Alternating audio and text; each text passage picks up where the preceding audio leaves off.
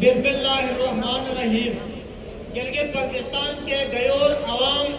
آپ سب مبارکباد کے مستحق ہیں کہ آپ نے عوامی ایکشن کمیٹی کے رہنماؤں کے حکم پر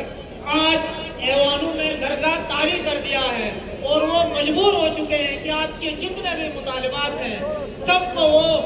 ایک ہی ایجنڈے پہ نہیں بلکہ سارے مطالبات کو وہ فوراً تسلیم کر لیں۔ کوئی بھی قوم جو ہوتی ہے یعنی جب متحد ہو جاتی ہے تو کوئی مائی کا لال انہیں حقوق دینے سے روک نہیں سکتا ہے، اور آپ نے یہ ثابت کر دیا ہے کہ آپ نے واقعی ماؤں کا دودھ پیا ہے کہ ان بغیرتوں کو آپ نے اس قدر ذلیل کر دیا ہے کہ آج وہ گلگت بلتستان سے بھی بھاگ کر کوئی کراچی میں جا کے چھپ چکا ہے تو کوئی اسلام آباد میں جا کے چھپ چکا ہے۔ آپ لوگ ایک بار پھر مبارکباد کے مستحق ہیں۔ اس کے بعد میں یہ بتانا چاہتا ہوں گلگت بلتستان کی عوام کو کہ جب انتخابات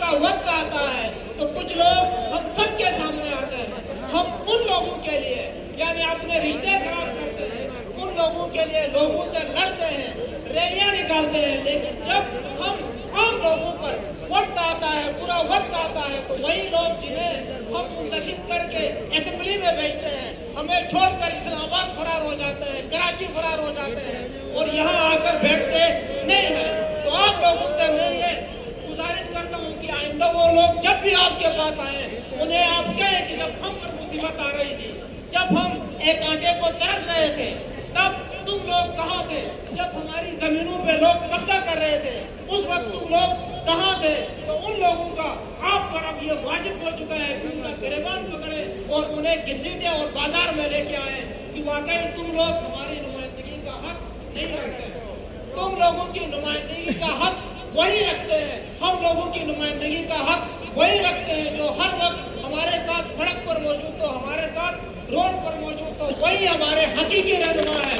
اور ہمیں اگر کسی کا ساتھ دینا ہے تو وہ بھی انہی کا ساتھ دینا ہے جن لوگوں نے سب سے پہلے یہاں پہ لوگوں کو بلایا تھا اور آج خدا کے فضل و کرم سے اتنے بڑے تعداد میں لوگ یہاں پہ آئے ہیں کہ حکومتی جو ایوانوں میں بیٹھے ہوئے دلال ہیں ان کو آج منہ چھپانے کی بھی جگہ نہیں مل رہی ہے۔ اس کے ساتھ ہم گلگت بلتستان کے جتنے بھی نوجوان ہیں وہ سب عوامی ایکشن کمیٹی کے رہنماؤں کے ساتھ ہیں کہ ان کے چارٹر آف ڈیمانڈ میں جو ڈیمانڈ ہیں سب کی بجا آوری تک ہم یہیں پہ بیٹھے رہیں گے اور تب تک یہاں سے اٹھیں گے نہیں جب تک ہمارے 15 نکاتی ایجنڈے پر حکومت من و عمل نہیں کرتی ہے، تب تک ہم نے ایک یہی کرنا ہے کہ ہم یہی بیٹھیں گے اور کسی کی بات پر ہم کان نہیں کریں گے۔ اس کے بعد آخری بات میں یہ کہنا چاہتا ہوں کہ گلگت بلتستان کے عوام کو اکثر جب ہم محفلوں میں بیٹھتے ہیں تو بڑے لوگ یہ کہتے ہیں کہ عوام شعور سے خالی ہے، یہ عوام بحث ہو چکی ہے۔ یہ بات بالکل ہی غلط ہے۔ گلگت بلتستان کی عوام نہ بے شعور ہے نہ بحث ہے۔ گلگت بلتستان کی عوام نے ہر اس شخص کا ساتھ دیا ہے جس نے عوامی حقوق کے لیے آواز اٹھائی ہے۔ ایڈوکیٹ جوہر سے لے کر مظفر ریلے تک جس نے جب عوام کو پکارا عوام نے ان کا ساتھ دیا۔ اگر راستے چھوڑ کر اگر کوئی بھاگا ہے تو وہ وہی ہمارے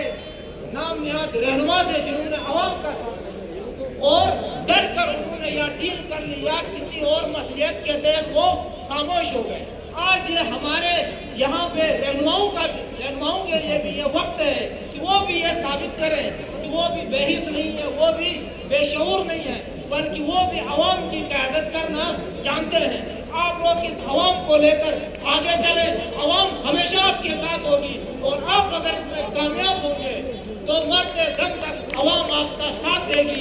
اور جب تک گلگت بلتستان رہے گا آپ سب کا نام بھی رہے گا۔ اس کے بعد آخری بات یہ کہنا چاہتا ہوں کہ جب ہم گلگت بلتستان کی بات کرتے ہیں جو غربت ہے اس وقت یعنی اس قدر زیادہ ہو چکی ہے کہ لوگ 2 وقت کی روٹی کے لیے بھی یہاں پہ مجبور ہوتے ہیں۔ یہ ہماری غیرت ہے کہ ہم جو قوم ہے وہ غیرت مند قوم ہے، اس لیے لوگوں کے سامنے ہم ہاتھ نہیں پھیلاتے ہیں، لیکن حالات بہت زیادہ خراب ہیں، اتنے خراب ہیں کہ لوگوں کو 2 وقت کی روٹی میسر نہیں ہے۔ مزدور طبقہ یعنی اس قدر بے حال ہو چکا ہے کہ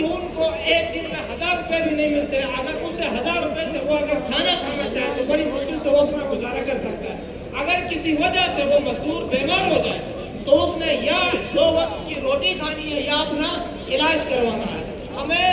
इन सब जितने भी मजदूर तबका है, जितने भी गरीब तबका है, उन सबको यानी हुकूमत की तरफ से होना ये चाहिए कि इलाज भी उनका फ्री हो, उसके बाद तालीम भी उनके लिए मुफ्त हो, उसके बाद एक बेहतरीन रियासत यानी तब ही कहलाई जा सकती है जब वो बुनियादी सहूलतें यानी रोटी, कपड़ा, मकान जो पीपल पार्टी नारा लगा रही है वो वाला नहीं, बल्कि हकीकी मानों में यानी रोटी भी मुयस्सर हो,